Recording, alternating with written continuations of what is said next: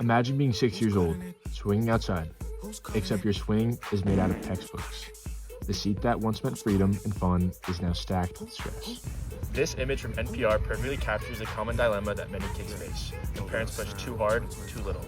Some parents try to push their kids into certain molds, straight A's, varsity sports, clean plates, while others go for a more hands-off approach. Here's what I believe. While being strict yields direct results, parents should model good behavior from an early age and be reluctant in forcing their kids into certain molds.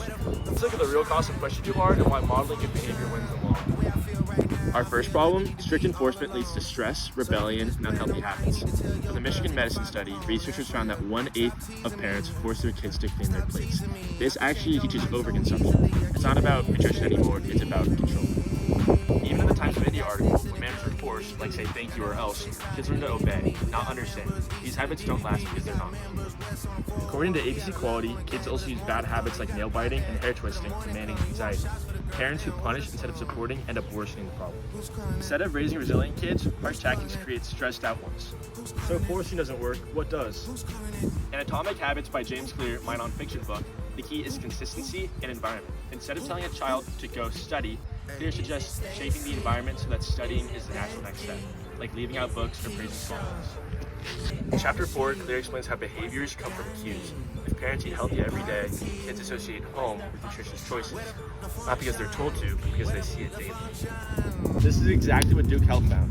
A mom who cooked vegetables but didn't force her kids to eat them saw them mimic her diet entirely on their own, and preschoolers who spend more time at home are even more susceptible to the influence of what they see. When habits are modeled, not mandated, they're more likely to stick. Now, I'm not saying parents should disappear. Kids still need guidance, but in the form of support and not pressure. The Child Mind Institute article by Martinelli says that kids can benefit from being pushed, but only when it fits their personality. A shy kid might gain confidence from trying out drama, but can be completely traumatized by going out for varsity soccer. The right kind of pressure comes from knowing your child and cheering them on, not demanding perfection. In Atomic Habits, Clear talks about dopamine-driven loops. Motivation grows when something feels good and not when it's forced. Encouragement builds that motivation, control kills it. Now, some might say early discipline is necessary to form good habits. Even the National Institute of Health says that parents should shape their kids' diets and limit their screen time or the kids won't learn. That's valid. Kids aren't born knowing how to manage their time or health. But even the National Institute of Health emphasizes doing it together, that habits are attained better when parents are changing with the child. It's not about authority, it's about example.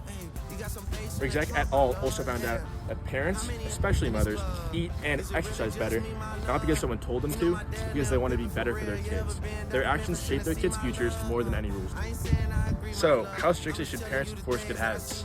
Let's bring it back. One house has rules, nagging, and constant pressure, and the other has structure, encouragement, and parents who live within reach. The research and real-life examples show that modeling wins. Kids don't need a drill sergeant, they need a role model. So if we want the next generation to thrive, the answer is in tighter control and smarter guidance. Thank you.